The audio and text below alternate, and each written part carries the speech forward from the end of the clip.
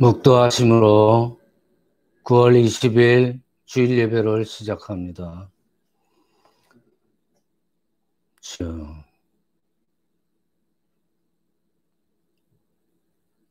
주는 나의 힘이시며 내가 주께 경배드리오니 하나님은 영이시니 예배하는 자가 신령과 진정으로 예배할지어다. 아멘.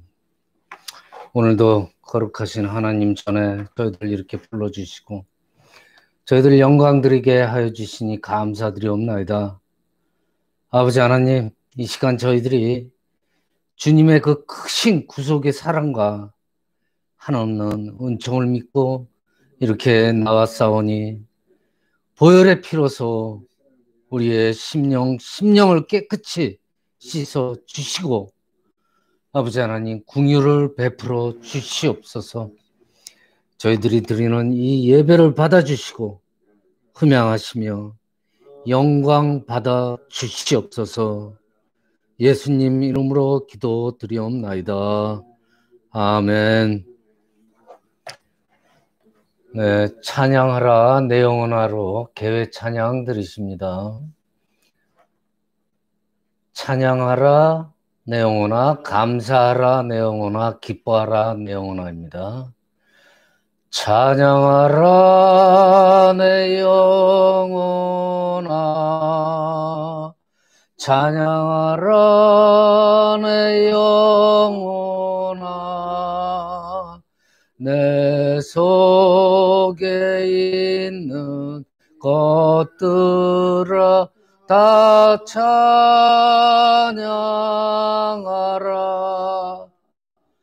감사하라 내 영혼아, 감사하라 내 영혼아,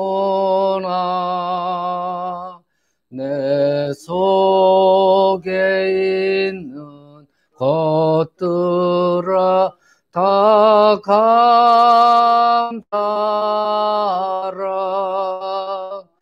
기뻐하라 내 영혼아, 기뻐하라 내 영혼아, 내 속에 있는 것들아 다 기뻐하라.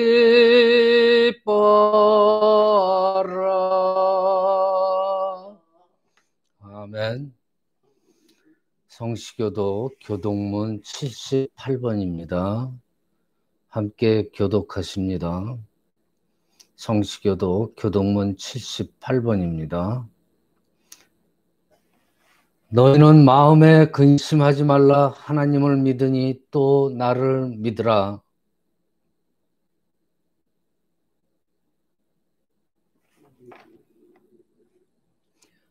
내가 너희를 위하여 거처를 예비하러 가노니 가서 너희를 위하여 거처를 예비하면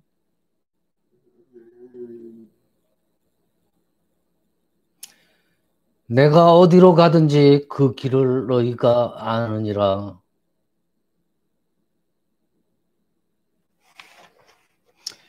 예수께서 이르시되 내가 곧 길이요 진리요 생명이니 나로 말미암지 않고는 아버지께로 올 자가 없느니라.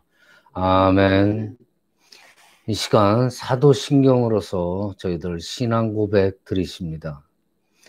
전능하사 천지를 만드신 하나님 아버지를 내가 믿사오며 그 외아들 우리 주 예수 그리스도를 믿사오니 이는 성령으로 잉태하사 동정녀 마리아에게 나으시고 본디오 빌라도에게 고난을 받사 십자가에 못 박혀 죽으시고 장사한 지 사흘 만에 죽은 자 가운데서 다시 살아나시며 하늘에 오르사 전능하신 하나님 우편에 앉아 계시다가 저려서 산 자와 죽은 자를 심판하러 오시리라.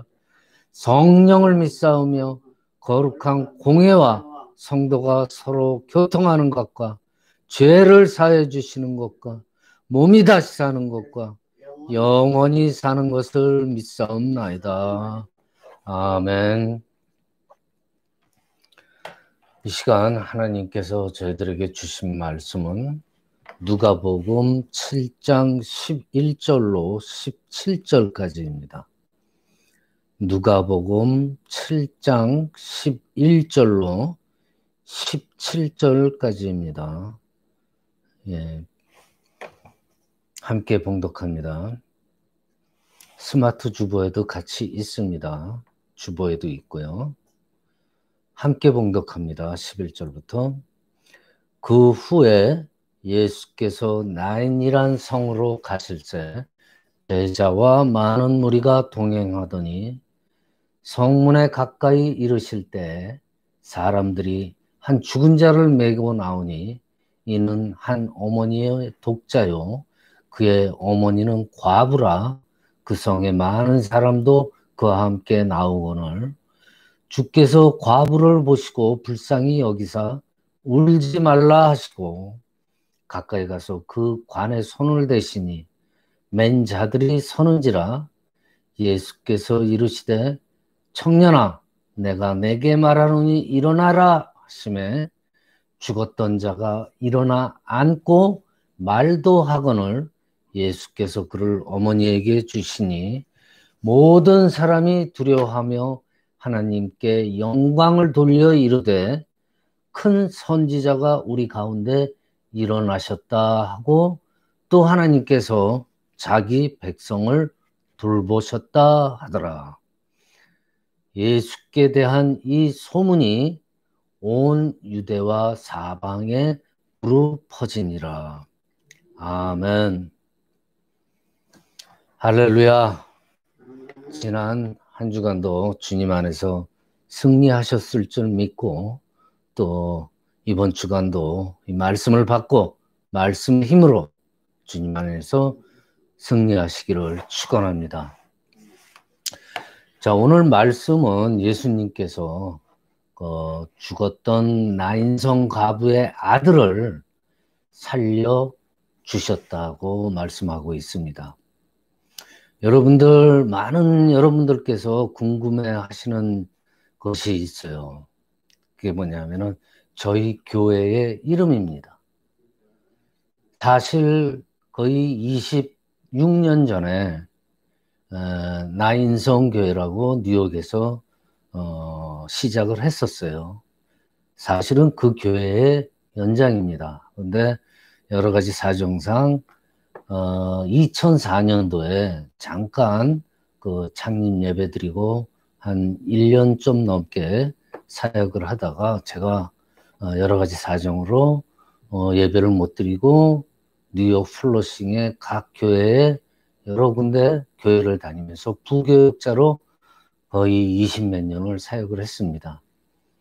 그러고선 이제 그 나인성 교회 이름을 다시 살리고 그래서 뉴욕 나인성 장로교회로 저번 주부터 예배를 시작하였습니다.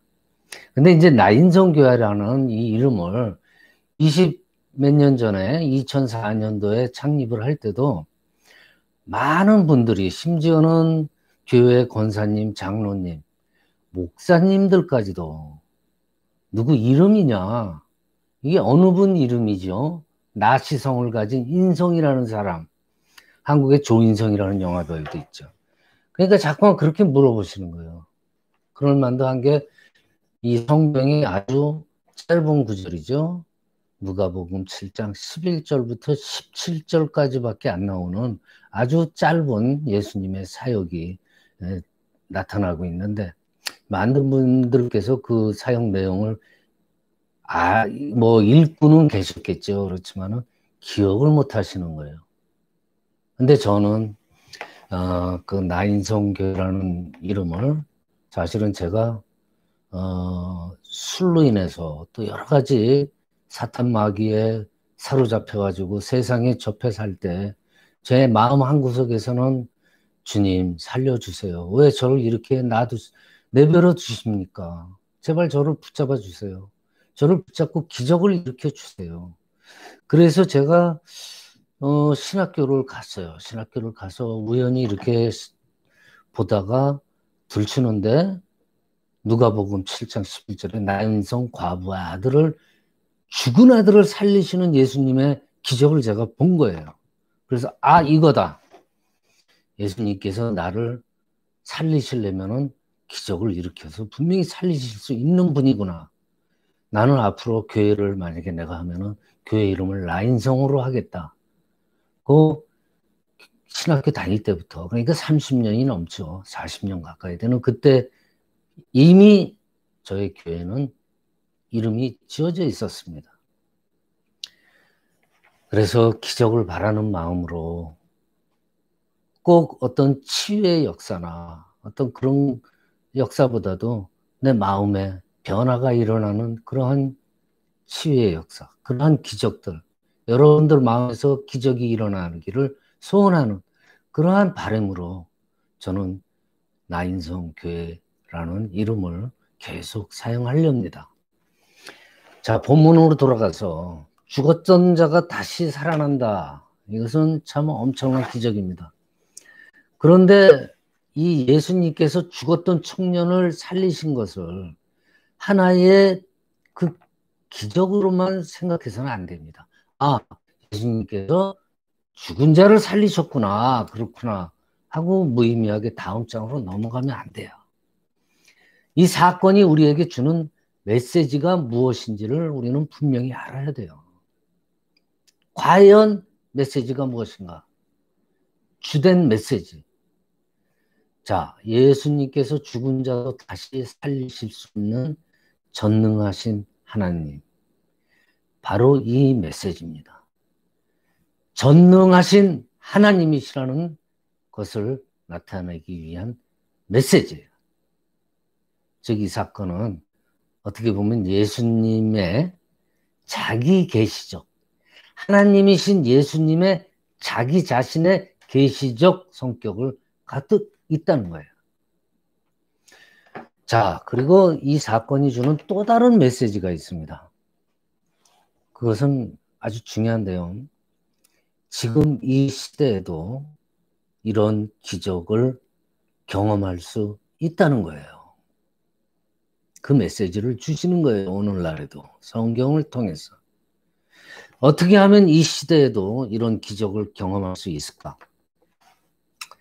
예수님께서 기적을 일으키신 그 과정을 살펴보면요, 하나의 공식이 있음을 저희들은 발견할 수가 있어요. 자, 이제 기적이 일어난 과정을 한번 살펴보겠습니다. 첫째로, 이 기적이라는 것은 예수님의 계획 안에서 일어났습니다. 자, 11절을 보세요. 11절을 보시면은 그 후에 예수님께서 나인이라는 성으로 가실새 제자와 많은 무리가 동행하더니, 여기서 그 후에라는 말은 예수님께서 가버나움이라는 데서 병들어 죽게 된 백부장의 종을 고치신 후를 말하는 거예요. 예수님께서 가버나움에서 기적을 행하신 후에 나인성으로 가셨다고 말씀하고 있습니다. 자, 이미 가버나움에서 나인성으로 가시려고 계획이 있으셨다는 의미예요. 왜 예수님께서 가버나움에서 100리나 떨어진 나인성으로 가셨을까? 자, 우리가 나인성에서 어떤 일이 일어났는지를 보면은 예수님께서 왜 그곳에 가셨는지를 알 수가 있어요. 예수님께서 나인성에 오셔서 하신 일은 죽은 자를 살리신 것입니다. 우리는 이를 통해서 예수님께서 가버나움에서 나인성으로 가신 이유를 알 수가 있는 거예요. 다시 말하면 나인성으로 가신 이유는 죽은 자를 살리기 위해서 이미 계획되셔서 가셨던 거예요. 예수님께서 그냥 목표도 없이 나인성으로 그저 가다가 우연히 장녀의 행녀를 만나서 죽은 자가 있구나, 우연히 보고 죽은 자를 살리신 것이 아니라 죽은 과부의 아들을 살리시기 위해서 먼 곳까지 일부러 가신 것입니다.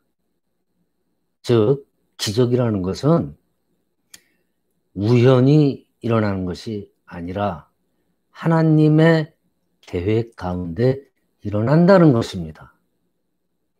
하나님은 절대로 무계획하신 분이 아니십니다. 철두철미하신 분이에요. 자, 그렇습니다. 하나님께서는 항상 자신의 계획 가운데 기적을 행하십니다. 여러분들, 애굽에서 10가지 재앙이 일어났어요. 홍해가 갈라졌어요. 광야에서 40년간 만나와 메추라기를 내리셨어요. 이것이 다 우연입니까? 아닙니다. 하나님께서 다 계획하신 일입니다. 하나님께서 계획하시지 않으면은 어떻게 이런 일이, 이런 기적이 일어날 수 있어요? 아닙니다. 하나님께서는 우리의 인생 가운데서도 계속해서 이러한 기적을 행하고 싶어 하세요. 자, 본문 16절을 한번 보세요. 모든 사람이 두려워하며 하나님께 영광을 돌려 이르되 큰 선지자가 우리 가운데 일어나셨다 하고 또 하나님께서 자기 백성을 돌보셨다 하더라. 자, 하나님께 영광을 돌려 이르되, 여러분들, 죽은 청년이 살아나자 과부의 절망과 슬픔이 있죠. 이 절망과 슬픔이 한순간에 희망과 기쁨으로 변화됐습니다. 그리고 함께 장지로 가면서 구슬프게 울부짖고 조가를 부르던 사람들도 슬픔에서 기쁨으로 변해서 기쁨이 충만하여서 하나님께 영광을 돌렸다 그랬습니다. 그렇습니다. 기적이 일어나면 문제가 해결돼서 우리한테도 기쁨이 있지만은 여러분들, 기적의 궁극적인 목적은 하나님께 영광을 돌리시는 거예요. 자, 아까 조금 전에 말씀드린 하나님께서는 우리들에게 지금도 이 시대에도 이 순간에도 기적을 베푸시고 싶어 하신다 그랬죠. 이유가 나왔죠. 하나님께서는 우리들에게 영광을 받고 싶어 하십니다. 그래서 인간들을 창조하신 거예요. 우리들의 첫째 임무는, 우리들의 첫째 사명은 하나님께 영광 돌리는 거예요. 하나님께서는 영광을 받으시기 위해서 계속해서 기적을 베푸세요. 이렇게 말씀하시는 분도 있을 것입니다. 야, 이게 지금 뭐 달나라로 이제 여행까지 가는 그런 시대에 무슨 기적이 일어나느냐 하고 반문하기도 합니다. 자, 그러나 하나님께서 기적이 필요하다고 생각하시면은 반드시 기적이 일어나게 하십니다. 따라서 우리는 하나님께서 기적을 베푸실 것을 믿고 진정으로 사모를 해야 됩니다. 물론 우리가 기적을 사모한다고 해서 항상 기적이 일어나는 것이 아닙니다. 그러나 하나님께서는 분명히 아세요. 기적을 사모하는 자, 기적을 바라는 자에게만 기적을 행하십니다. 그러므로 우리는 기적을 사모해야 돼요. 자, 오늘 본문 보면은 나인성 과부가 기적을 간절히 사모했다는 기록은 없습니다. 그렇지만 그녀의 형편을 볼 때 기적을 간절히 사모했을 것이라고 분명하게 우리가 추측을 할 수가 있어요. 근데 문제가 있습니다. 오늘날 우리에게 문제가 있다는 거예요. 그 문제는 뭐냐? 정작 기적을 사모하는 마음이 없다는 거예요. 우리들에게, 이 시대에 우리들에게 기적을 사모하는 마음이 없다는 거예요. 왜 그럴까요? 하나님께서 도와주시지 않아도 이제는 뭐 먹고 살만하다고 생각하기 때문이에요. 모든 것이 풍족하고 뭐 별 어려움이 없거든요. 그래서 기적을 사모하는 마음이 별로 없어요. 근데 여러분들 잘 생각해 보세요. 과연 우리가 하나님 없이도 살 수 있는 존재일까? 진정으로 신앙심을 가지시고 믿음이 계시는 분들은 그렇게 생각 안 하죠. 결코 우리는 하나님 없이는 살 수 없습니다. 하나님께서 지금이라도 여러분들의 호흡을 거두어 가시면은, 여러분의 숨을 멈추시게 하시면은 모든 것이 끝입니다. 이 세상에서는.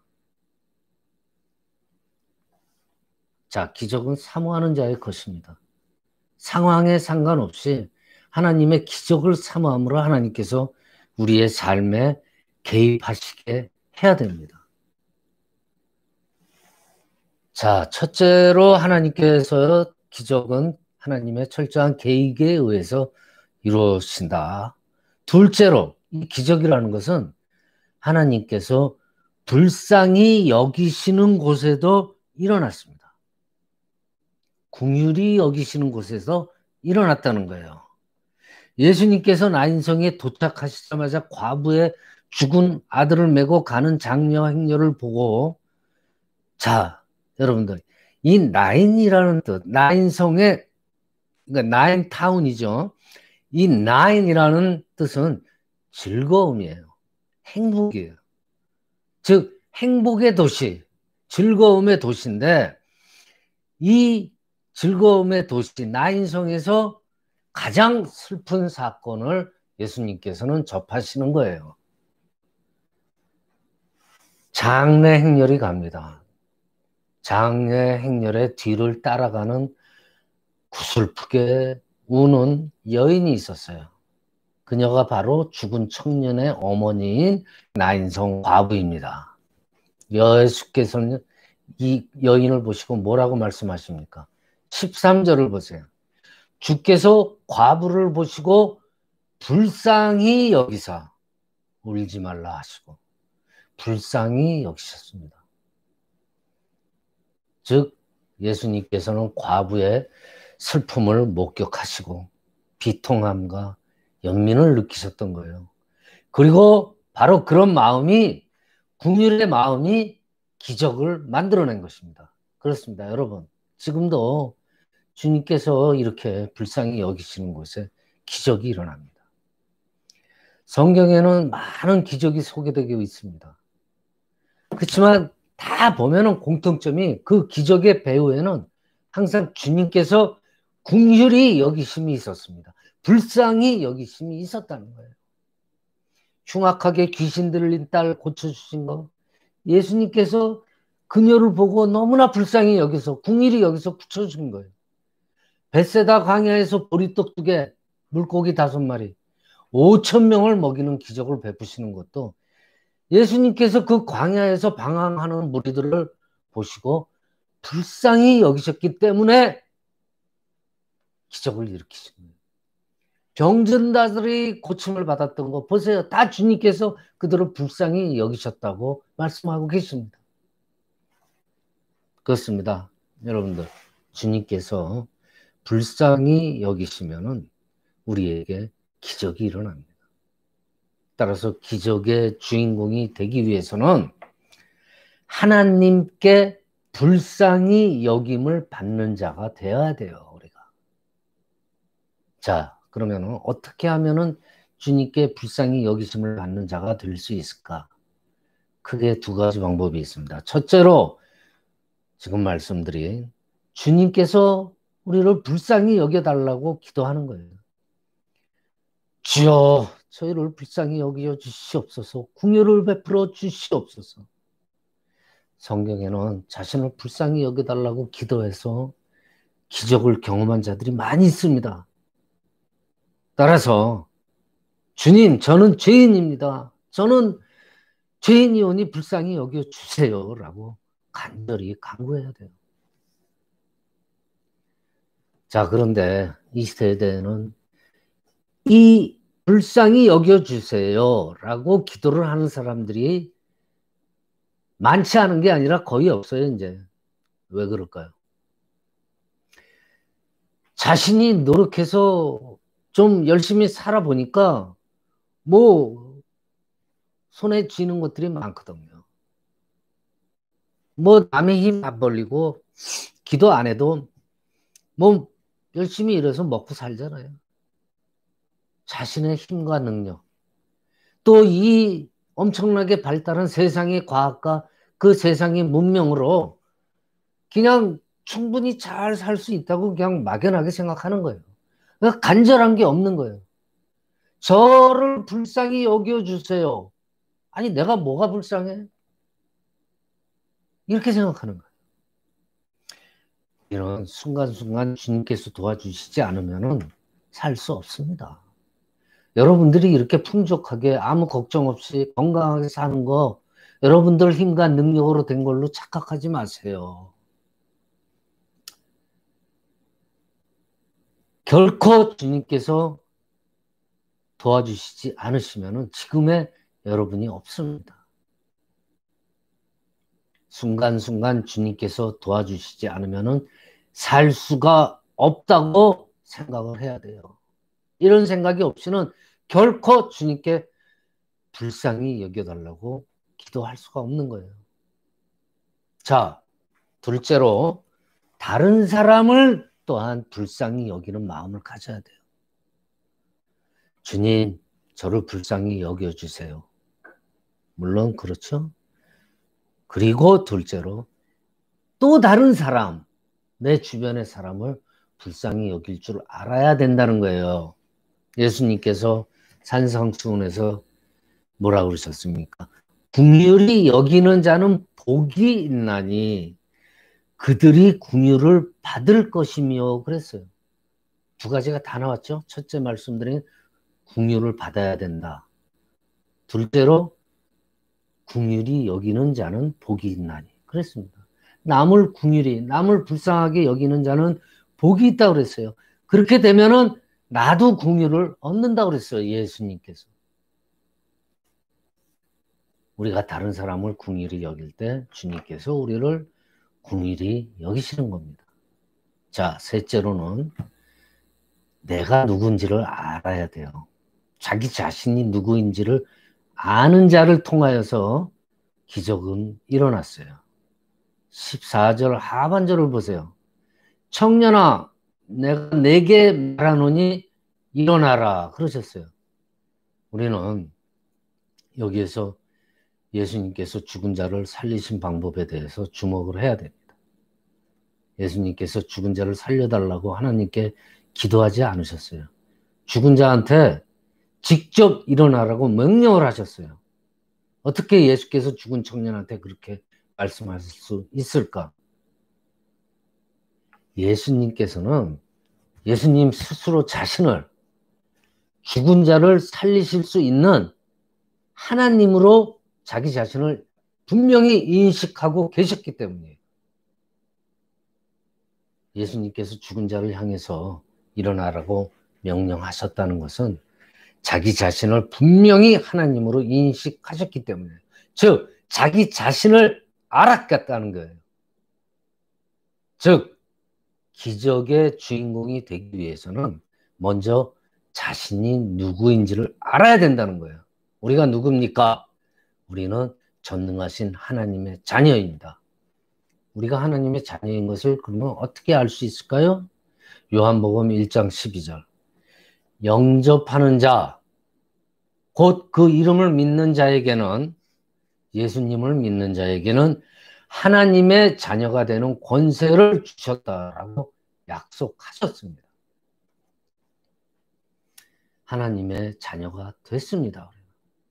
하나님의 자녀라는 확신을 갖고 주신 권세를 사용하시길 바랍니다. 사용하지 않으면 아무런 일도 일어나지 않습니다. 자, 기적이 어떻게 일어나야 되는지를 우리는 살펴봤어요. 첫째로 기적은 하나님 계획 가운데 일어난다. 둘째로 불쌍히 여기셨기 때문에 일어난다. 여러분들, 예수님께서는 이러한 계획과 궁유를 통해서 기적을 베푸셨습니다. 따라서 우리 한 사람 한 사람을 위해서 하나님께서는 기적을 분명히 베푸시기를 원하신다는 것을 분명히 알고 오늘 주신 말씀을 통해서 나 자신이 기적이 주인공이 되어야 된다는 거예요. 자신이 먼저 구원을 받지 않으면, 자신이 먼저 나 자신을 믿지 않으면 아무런 구원의 의미가 없습니다.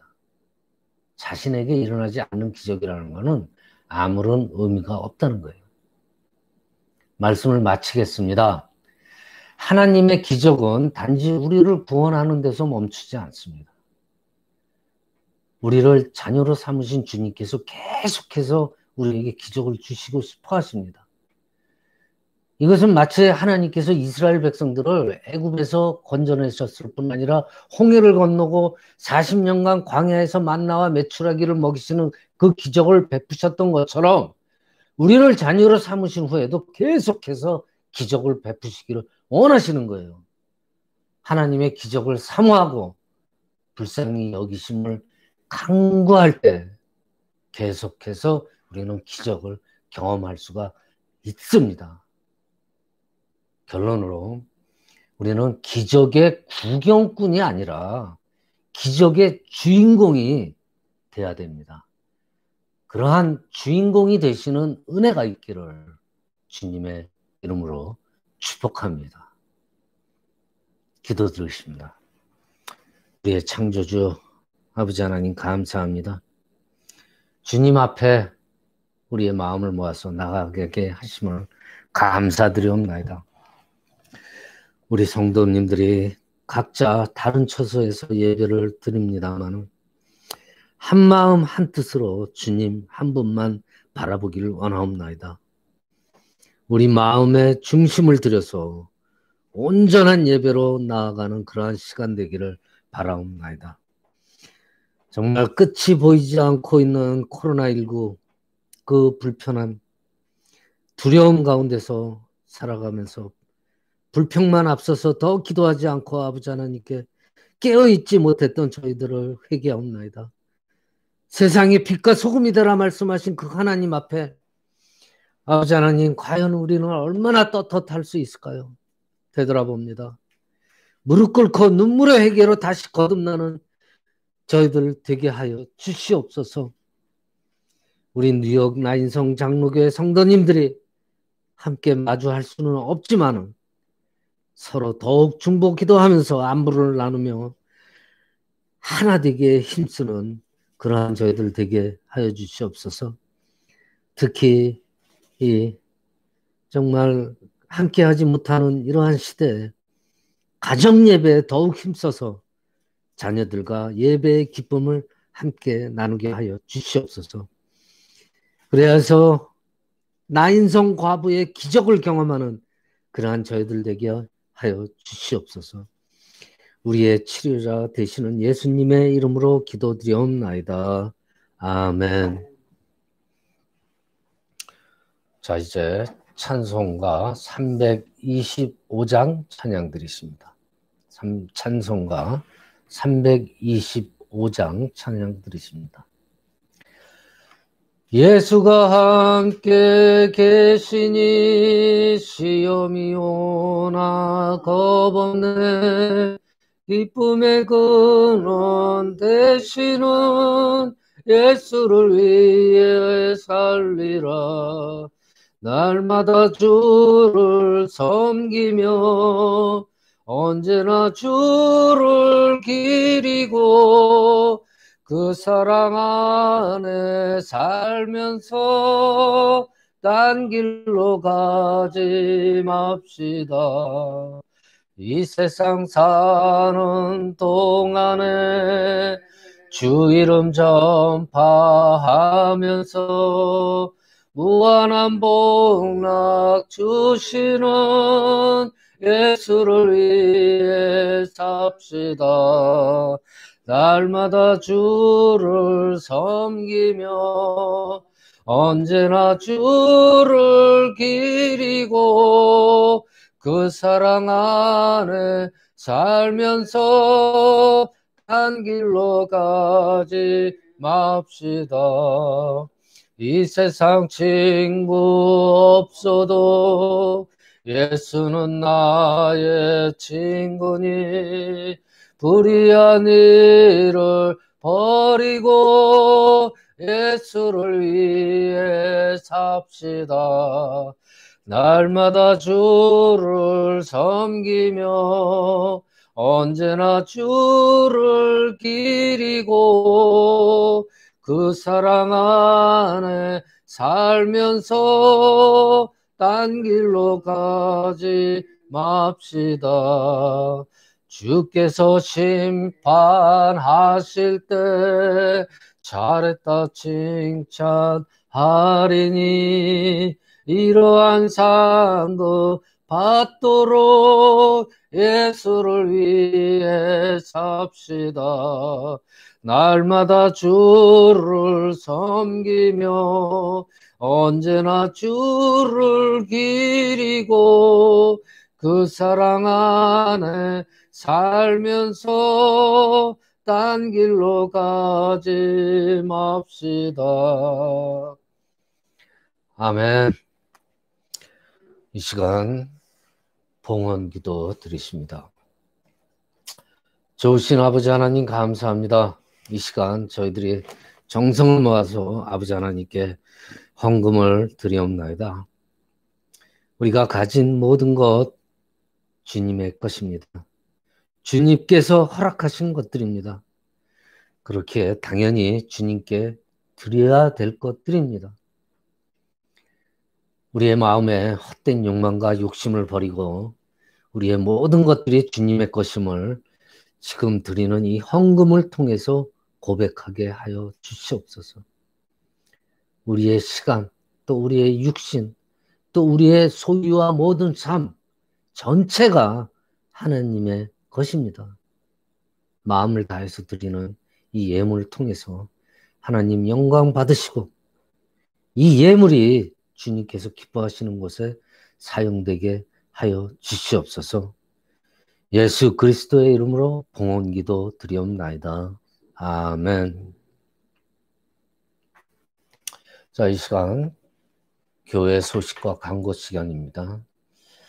여러분들 우리가 모이지 않더라도 마음만은 항상 같이 계심을 믿습니다. 저희 교회 나인성 장로교회는 지구촌 복음화를 위해서 온라인 비대면 예배를 추구합니다. 이것이 꼭 코로나19 사태로 인해서 시작된 것이 아닙니다.